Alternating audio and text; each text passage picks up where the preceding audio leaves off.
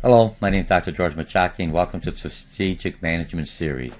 Today we're going to be covering Chapter 8 or Series 8, depending if you're taking me in an online class, fully online, or you're using this recording here as a supplemental to the instructions that you had with me in a classroom setting.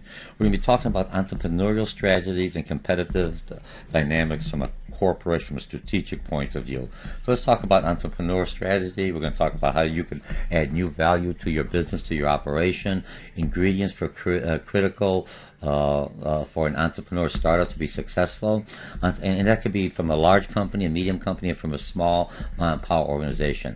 A lot of times the organizations still have to use the same techniques, the same research, the same models or similar models to open up a new venture, a new target market, or a new niche that they're trying to recruit or develop going forward. Okay, entrepreneur leadership, someone has to be that change agent.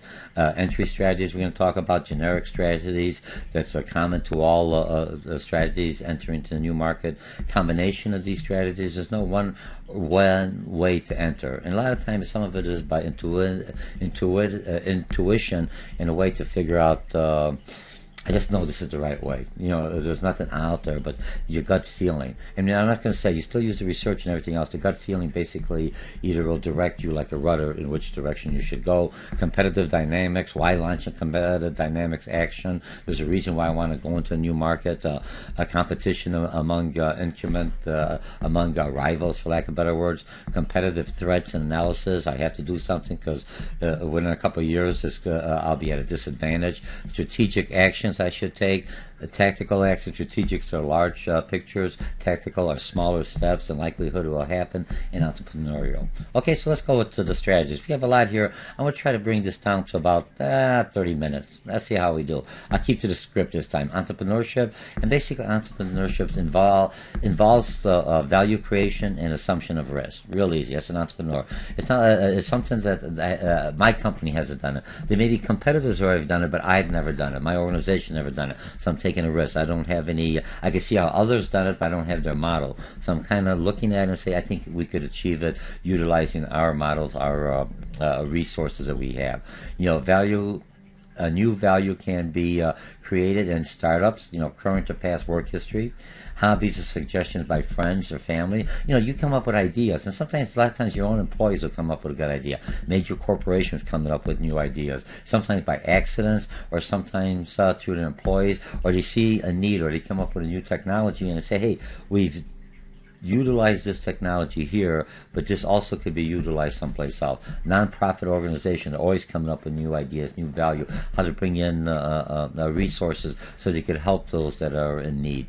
Okay, and establishment and institution, I'm looking at my existing customers, suggested by suppliers, technological development. So a lot of times my customers say, why don't you have this like this? I wish this thing would do also this. And those are things that you're learning, and those are things that could add value to the organization, to increase the organization, to give you new markets. So you say, hey, I have enough customers asking about this, let's go and give it a try, okay?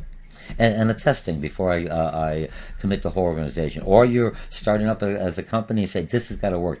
I have a need now, and within the next 4 or 5 years I can fill that need. If I do a good job, I'll have a certain percentage of the clients will still stay with me, even if competition comes in there, unless they have something that will offset my weaknesses, and hopefully I don't have too many. All firms, change or chance events can uncover unmet customer needs. Okay, ingredients for critical for entrepreneurs startups to be successful. Here's the thing: you gotta have a good idea. You gotta have a good team of investors that trust in you, that say, hey, because sometimes you may need more money than what you anticipated for. Okay, and you have to have a business plan. Even with the government, if you're asking for grants, that means money you don't have to pay back. You have to have a business plan. You could take some entrepreneur classes at the college that I'm teaching, or some colleges, and a lot of times they'll have Business Plan Pro. It's the software that helps you think it through. It doesn't add the information information, but they're going to say, well, who are your customers? It asks you questions similar to what I do in some of my research, or similar to what I do with the concept maps, and then you're basically responding to those questions, and you answer them, and you type them in, and it puts you in kind of a format that could be a rough business plan that you could go and submit to somebody. After you get the financing, and they say, go ahead, but now we want more detail, so now you could build from this business plan and increase it and add the more functionality, the more levels that's needed for the investors. And then when you go through it, here's your template. I have to do this. I got to buy the building.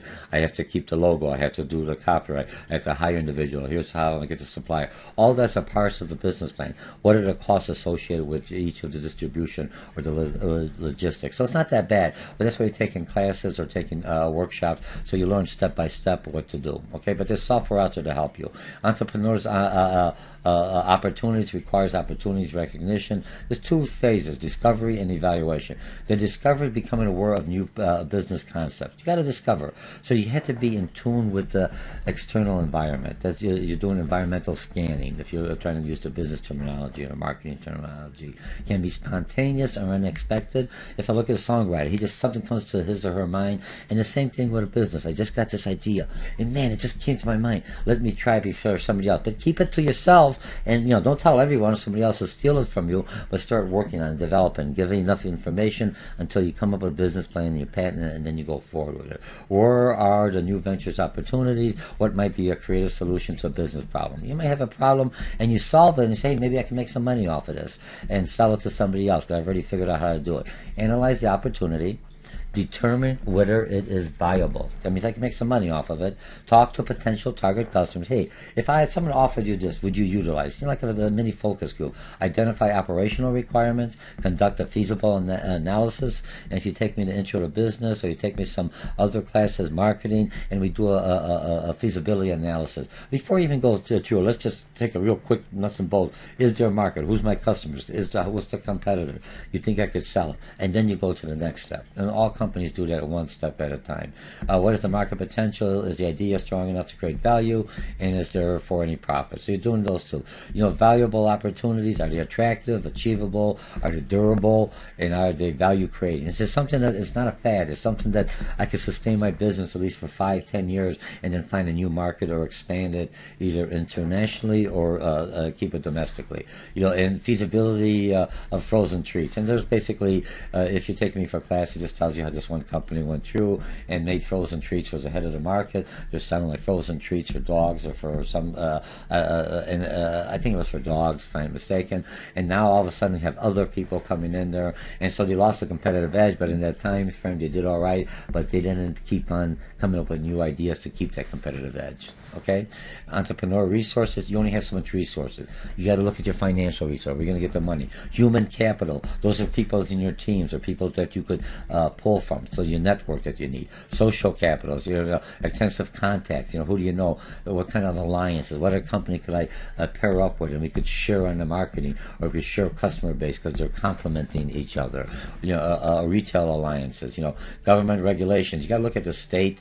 State, local, federal. Is there any grant money? Is there any kind of tax incentive? Is this in a depressed area? Will the government help me? Will they pay for some of my labor costs for training? What is the money out there? Look, as a startup, utilize everything you got. It's not a handout. They're giving you seeds, and the seeds as you start to grow, you're hiring more people, you're bringing the community, you're helping the economy, you're moving up, you're getting a higher profit, then they'll tax you more and they'll get your money back. Okay, remember I always tell you that the government never leave. You get the Small Business Administration.gov. They have startups, they have training classes, they have what do you call it? When I look at training classes, they have a lot of workshops and everything else from small entrepreneurs. So they spell it from small business. They also will help you set up for funding. A different agency of the Small Business Administration. I think it's the Small Business Investment Corporation. It's an arm. You got to have a business plan. But they have people along the way to help you. Because remember, if they could help you stimulate the economy, you'll hire more people to have your business, and then it helps in the overall in the general economy, brings down the unemployment and gets more people working and more taxes collected. selected. Okay, entrepreneurial leadership. We've talked about that. You have to have a vision. Is number one. Dedication and drive, commitment to excellence. You can't do half junky products, because remember, you're competing against the larger companies. Why people go to smaller businesses? That personal relationship, the quality of the product. Entrepreneur, you're willing to learn, willing to adjust real quickly, faster than a larger organization. You have to have courage. You're taking a risk. There's no one to fall back. You're it. You either make it or you don't. Belief in one's conviction. I could do it. I could do it. The glass is half full, not half empty. That means that there's more to put into my glass. Energy and hard work, and leadership and character. The same thing you're going to need as a middle manager. And you could be an entrepreneur. Remember we talked before, but right now we're talking about entrepreneurs from the organization, smaller companies. How do I expand my creativity and going forward and reach this new market, which means that makes me more vital, and I'm very flexible. So there's structure and everything else that's involved in that. But a lot of that is strategically. You have to set up from the top down, and you hire the people who have that same vision as you do. Entry strategy. New venture entry strategy needs to be quickly generate cash, and you have crowd financing, build credibility, attract good employees, creative employees, same vision, same likenesses, saying, hey, you could be a partner in this thing if we start up. Imaginative new entries, I'm going to come up with some new ideas. That's what you're basically doing. Imitators have a strong marketing orientation, capitalizing on proven market success, introducing the same basic product. You're imitating somebody else. But so if you're imitating somebody else, you have to be exactly like them, but give them something different, okay? So that's going to be a little bit challenging. It's not really creative, but it's one way of you doing it. You're still taking a risk. Adaptive entries basically capitalize on current trends. Where is the market going? And you look at the apps are always adapting. They get you for the real simple apps, and once you want the more complicated, more in-depth app, you have to basically pay for it. Then captures market share is significantly unique and different. You got to differentiate your product, your service from your competitors. Customers will pick up right away. You're just an imitator, and if you're lower and you get the same thing, I'll go to it. But you're still not. Chicago hot dogs, but you got to have. Some people say Chicago hot dog. It doesn't have the Vienna bun, doesn't have the Vienna hot dogs. So I can tell right away it's not a Chicago hot dog. It may look like the radish, but it just got the name, got all the stuff on it, but it doesn't have the flavor. It doesn't have that taste. Okay, how can we continue to keep it fresh? And entry strategies. If you look at entry strategy, they had a whole thing in the publication that you had here. I'm not going to go through it now, but just so you know. Okay, so you got generic strategies, real easy, quicker than other ones, quicker decision, differentiate products using new technology, developing resources in a critical way, focus, using niche strategy. If I look at generic, you can buy a web page, and all the webs are the same. You could change the colors, you could modify it. What's a generic basic web, and you could put your own verbiage, but it already has a lot of the same templates. Here's how the customers contact you. So a lot of the basic things, because customers are used to it. You got a web, how do I get contact, how do I pay for it? But the other stuff, you could put it on from a base and put on your creativity in it. You get a regular suit, I buy one suit, I put a different tie, different shirts, so now I'm basically being creative, but I'm using a generic type of approach. Combination. Use the generic, the unique one, the stroke. Do whatever you have to do to make your product different and sustainable, and so you could move forward. And remember, this is strategically, not from a department. You're at this level, strategically moving the whole organization, going one way or the other, large or small. You have to have that vision and a mission, and everyone goes down there, and everyone starts combining to meet that vision and mission to go forward. Okay, so competitive dynamics. What do we have here? If I look at competitive dynamics, for lack of better words, make this a little bit bigger here so you can see, is new entry threatens existing competitors. Helps explain why strategies evolve and how to explain, how to respond to that competition coming in there. New competitive action, threat analysis, motivation and capability response, types of competitive action, likelihood the competitive action will happen. And then there's a figure in there, I think 33, that basically looks at it. New competitive action. Here's the threat analysis. They're not a threat, not now, maybe in a couple of years, so I could have a little time to recoup, see what's going to happen. Maybe I could lower my prices and they drop out of the market. Motivation, capabilities, types of competitive action, and then you have a list. This is the most extremes, or this is just monitoring it for now, or have a reaction, look at what they're doing, changing, adjust to my competitors so they don't leave me. They may try them, but they say George still has the same thing. Likelihood, competitive reaction, and then you start the process all over. over. Okay? So in a nutshell, we have that. So we're doing pretty good. The next one I'm looking is why launch competitive dynamic to improve the market. Again, why do you all launch anything else? I got to improve. You don't wait till it's too late to get into the market. You don't have to be the first innovator, but you have to start positioning yourself because you know the market's changing. Capitalize on growing demands.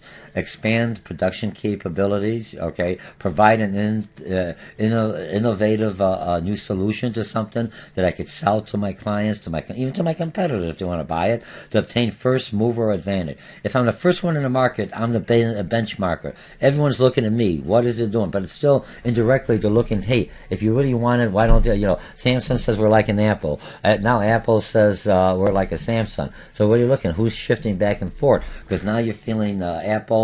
Apple still has a strong following, but you still have that balance. The other one is coming up, so I'm looking what's the difference. People switch back and forth, and before you know it's going to be seen was like a car. You got aerodynamics. They all look alike. Well, you know, if it wasn't for the little logo, I wouldn't know the difference. What make you know? There's nothing that distinguishes. You all have the aerodynamics. You all got to be smaller. You all got to be energy efficient. You only can do so much with a car. You're into the growth of business. You want the business to expand. And now competition among rivals, you know, can involve hardboarding strategy. Sometimes my supplier is mad with me and he or she controls a major element of my distribution, and they could slow it down and make it hard. You know, they're competitive, but, you know, raise my prices or buy so much that the supplier say, hey, George, your competitor just bought all this before you, and he offered us a higher price. You know, deceiving competition, unleashing massive, overwhelming force, and raising competitors' prices. Those are all kind of things that could happen. You know, but that's something you should look at it. Okay, competitive threat analysis. You always have to look at what the threats are out there. They're not going away. You have to be savvy and look at the threat and see how could I offset the threat. Some threats you may say, okay, I can't do anything with it, so I'll have to take a hit, see where it goes. Other threats, I position myself, or I don't basically say, hey, I can't compete with them. I drop that one product line and keep on the ones that is making the money. Don't try to compete with everything. It's a large company, you know what I mean, and you don't have the resources. What do you do the best, and what do customers come back for you? What's your mission? Your main vision, your main mission is what you have to go back. Market commonality, how common is the market, resource similarity, how serious is the threat, what is the intent of the competitor's response, what resources are needed to fend off the competitor, which action should I take. So you have plan A, plan B, plan C. Strategic actions, entering a new market. If this market is saturated competition, and for some reason they're redoing a building and says, hey, we're going to put you in another location, maybe it's time to move completely out of the area and find a new area. You've got your name, you already understand that, you just have to get awareness and go into where there isn't as much competition and see where I messed up before and try to overcome that in your new process, and then you should do all right. You know, changing the production capacity, or you merge with your competitor. Or with another partner, and to be like a co-op, something like Ace Hardware and True Value. The co-op, they're all individual competitors, but they buy by bulk. So you become a co-op to get name recognition if you want to, or with your competition. You know, I do the haircut and you do the, you know, dentist one may be the oral surgeon, the other one may be working for on children, but they combine their forces together, and you have both adult and child care. But each is specialized with working together as one unit to satisfy the customer's needs and one-stop shopping. Tactical action, price cutting, product service enhancement, increased market effort, new distribution channels. Likelihood it will happen is basically, it depends on the market, competitors' resources, firm's reputation that initiates the actions, the actor's reputation, the other firm is, are they just bluffing that they're going to lower their prices? Or are they going to actually do it? Forbearance is what happens afterwards, or you just after forgiveness, you go in and you change your mind. And then cooperation, building together behind the scenes to achieve industry-wide efficiency. So you're doing something behind. So the bottom line is basically entrepreneurship strategically involves new value creation, which changes competitive dynamics of the marketplace and threatens existing competitors. The activities involves what? Why should I enter the market? How should I compete? And why? How should I deal with customers' reaction? So that's what we have in a strategic level, looking as an entrepreneur, not an entrepreneur. I'm a company. Strategically, I have to start thinking as an entrepreneur.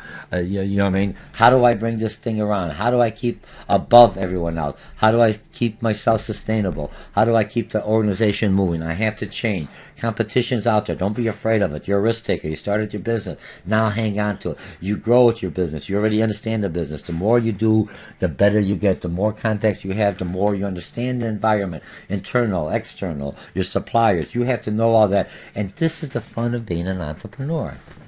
Come on. You do all this. You control this. It's not like somebody told you that and you made a mistake. You made a mistake, big deal. You messed up. Hopefully you don't lose too much. You try on again. But you learn from your errors. And you have people with you that are risk takers, creative, and they could see, look out at this. While you're taking classes online, it just sets out. Look at these other places you should be at or you shouldn't be at, or here you should look out for these warning signs. Look at this. If you don't know about that, then go out to do a fallback or something else, okay? So anyway, this is Strategic Management series. We're doing Chapter 8 or Series 8, Entrepreneurial Strategies and Competitive Dynamics. My name is Dr. George Mochocki, and I'll see you in the next series. So you're taking me online or face-to-face in one of my workshops. I enjoy talking to you. Never seen you. Enjoy this YouTube. And then basically just look me up online and see what colleges I'm teaching and sign up for a referral class or into one of my training sections. Okay? So I'll see you online. Thank you very much. Bye.